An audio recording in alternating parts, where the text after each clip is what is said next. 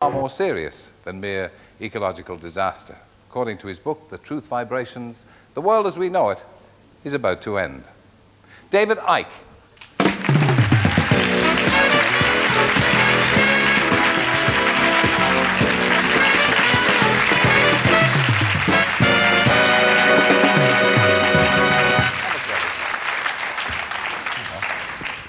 So you're all in the turquoise, which of course is the colour. Hold on a sec. Yeah, that's a good start. Fill your mouth full of sweets. Yeah, well, see, the world is not necessarily going to end, but the Earth is going to go through a series of geological changes that are necessary to make sure it doesn't end. That's the point. Yeah. Did I see you say that turquoise is the colour? What's turquoise going to do? Well, there is an energy that comes from a being called the Godhead, which is, I mean, we talk about God. The Godhead is not a guy with a beard sitting on a cloud. It is a massive spirit, the basis of all creation. And coming out from this Godhead, round all creation, through all the stars, through all the planets and everything else, is the life force known as the light. I mean, the Bible refers to the light. And within this light are various other energies which have certain gifts. And these other energies have a frequency that is the same as all the colors. And turquoise actually is the same frequency as an energy called love and wisdom. Therefore, when you wear that color, you attract it. When you wear black, you attract a color that is the opposite to love and all the things we wish to bring to the earth. And it attracts another kind of energy, which is very But this is very hard. This is very hard on priests and nuns, isn't it? Well,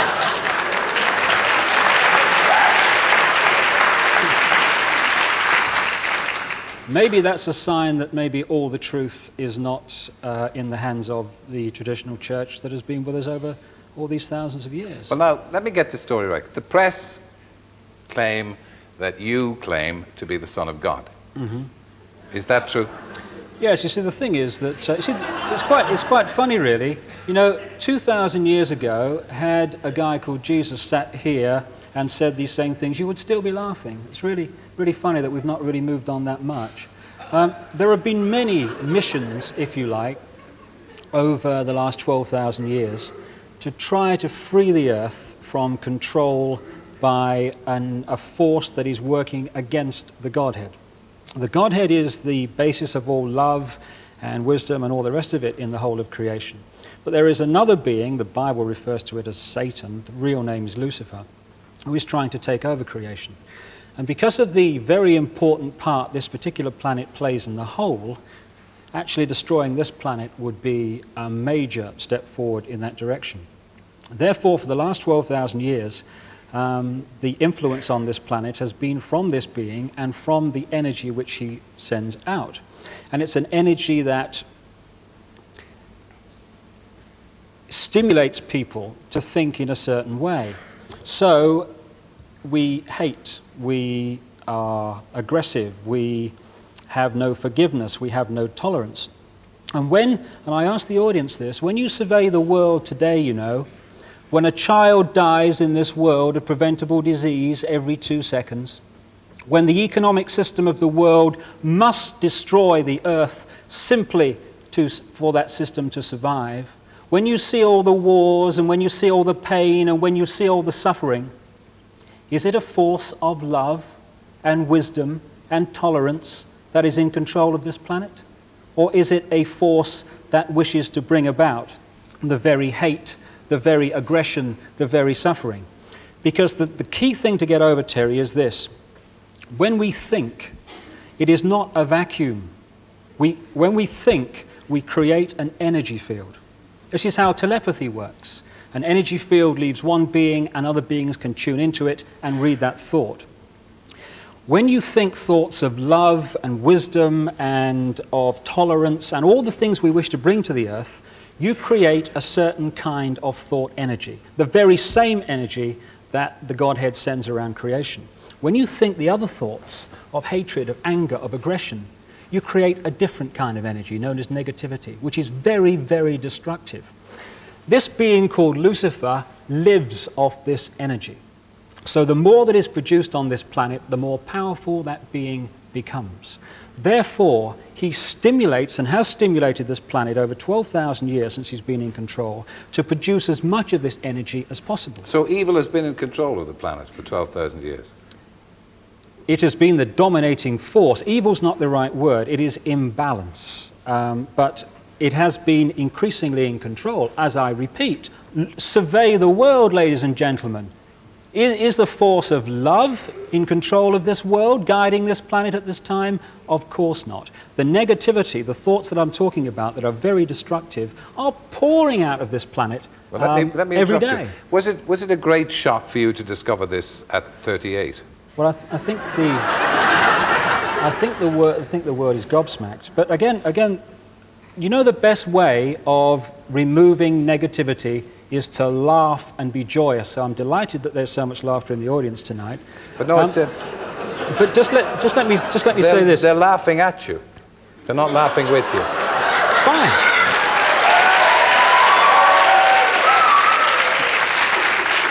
I didn't mean that to be hurtful. Terry. I don't want you to misinterpret it.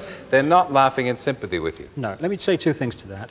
First of all, if anyone believes, after 12,000 years of this truth being lost and forgotten, that coming out with it initially is going to get any kind of reaction other than that one or condemnation, then I would be a crackpot if I thought that was the case. The other thing is, there is this great illusion, you know, that Jesus was born and stood up and said, I know who I am.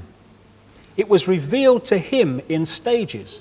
He was very, very close to beginning the mission which is described in the Bible, but not described brilliantly accurately, before he knew who he was. And when he came out, Terry, and said, I am the Son of God, I am an aspect of the soul of the Godhead incarnate because of things that need to be done on this planet urgently, people laughed, people ridiculed. And in the end, you know, they crucified him because the intolerance on the planet at that time was so great that if someone else in the traditional church says we have one life and we are judged on that one life on earth by a judgmental God on whether we go to heaven or hell forever, we are judged, some of us, on 90 years and some on a life that lasts a few minutes before babies die after being born.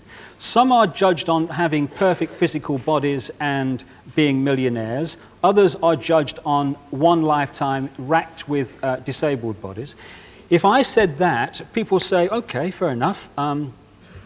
We either believe that or we don't. But people don't actually laugh. But when you come out with an alternative view, suddenly it's very funny. I find the version of life that I've just described extremely funny in comparison, but they have people who believe that and expound that view, have every right in the world to have that view and expound it. I'm tolerant of them. I ask people to be tolerant of another view. Well, now, this is not entirely unreasonable, but there are a couple of questions. First of all, why you? And secondly, if I may say so, you have confused the message by an awful lot of predictions. Mm-hmm. You've told us that there are going to be earthquakes, mm-hmm. and some of them going to happen quite soon. Yeah. Well, two things to that. First of all, why me? Well, why anybody? I mean, people would have said to Jesus, and many other people like Jesus that have not been written into history. I mean, that was the most famous effort of this kind to wrest control of this planet from these forces. But there have been many before that. They would have said, why you? You're a carpenter's son, for goodness sake. Who the heck are you? So why anybody? You're saying you were part of Jesus' soul before. Precisely. You're also part of many other people's lives on the way through history. As we all have been. We've all been on this earth and incarnated into different physical bodies many times. It's called reincarnation. But the other point you bring up about the predictions. Yes. If I am given information from beings who have proved to be perfectly accurate day after day after day, and things they've told us are going to happen, and they happen. They told you Saddam Hussein was dead, and he's not. That's right. Yes, he is. Well, I watched his birthday party on the television yesterday. All I can say to you is all that glitters is not gold. Hang about and watch and wait. But I'll say two things to watch for and let the alarm bells go if they happen. One is if they suddenly announce he is dead now, therefore they don't have to explain the past and what's happened over the last few weeks and the fact that he's been dead for many weeks. And secondly, if they say we've done a deal, he's gone into exile, and part of the deal is not to name the country he has gone to, therefore disappear Saddam, let the alarm bells ring. But those two things are likely to happen, and you will be saying, oh, well, he's been dead for some time. But we saw him on the television yesterday, celebrating his birthday. All that glitters is not gold. Just hang about and wait. I see. Well, now, what about eruption? When may we expect tidal waves, eruptions, earthquakes? Well, because of the nature of the way the Earth has been treated over a long period of time, a tremendous amount of energy has built up within the Earth that cannot get out. If it doesn't get out, bang. So this is going to be released in a controlled manner, as controlled as possible, through earthquakes, through volcanoes and such like. If they don't happen, this is not punishment. If they don't happen, there is no Earth. Because of the way the Earth's been treated, the Earth is also extremely, extremely weak. And it's in the situation now where it cannot function by itself as an independent entity. It is in effect on a life support machine already. Now the question is, it's a bit like a patient where they say the patient needs this operation to survive, but is the patient strong enough to take the operation? And that is the point that the Earth is at now. When these things happen... As they will? As they will, my goodness, they will. When is the first thing going to happen? Well, it will certainly happen this year. The first sequence will begin this year. The question is, that they are making before it starts is the Earth yet strong enough to survive these changes? Why should we believe you if we have trained, highly intelligent, erudite scientists who tell us that none of these things are going to happen? Why should we believe you?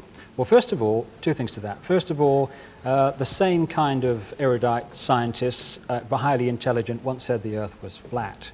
And the people that said the Earth was round were laughed at. And the same thing's happening now. You know. The second thing is, I am asking no one in this theatre, no one watching this program, no one on this planet to believe a word of it. Well, why are you saying it then? Because the fundamental law of creation is that of free will. To be given opportunities to make decisions and choices based on information. If you could give us some kind of proof, anybody can get up and say these things are going to happen because they've been divinely inspired. And lots of people have done it in the past. You know, in the year 1000, we had all these people coming up saying that the world is going to end. And lots of people ran at the top of the mountains, as they have been doing I'm not saying the world's going to end. I'm saying it could. But they're saying also, yes, well, these people probably said the same thing. Nothing happened. And they said, it's because of the power of my prayers that saved. Is this what you're going to do? No, I mean, some of these things are not, they are the consequence of 12,000 years of human free will choice and behavior. Therefore, many of them are unstoppable. And I'm not going to stand up and say, well, they're not happening because of what I've done. Some of them are going to happen. And I'm not asking anyone to believe it. But you see, if the traditional church... But then there's no point in his saying But of course not. You see, why should I impose... Did you just agree with me? Why should I impose my will? Why should I try to impose what I'm saying on anyone? They have the right to listen to what I'm saying, but if you to listen to what the traditional church is saying. If you don't give them any kind of proof, if you don't give them any reason to believe in you, they will dismiss you as a crank, which is what they're doing. Well, that's their free will choice. But Terry, that's if I am saying that these things are going to happen this year, then we'll see, won't we? And what will happen if they don't happen? What will happen to you? They will happen because if they don't happen, there will be no Earth. And it's as simple as that. And I frankly don't care what anyone thinks. They have free will to make their own choices on what is said. I say wait and see. Ladies and gentlemen, David Icke. Thank you.